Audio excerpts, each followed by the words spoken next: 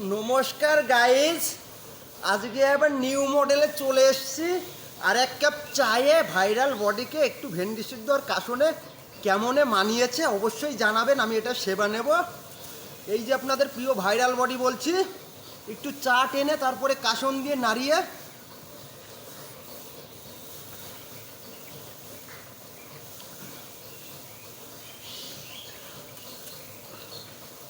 এই যে এইভাবে ভেন্ডিটা একটু কাসন ঠেকিয়ে এইভাবে টেনে দেবো।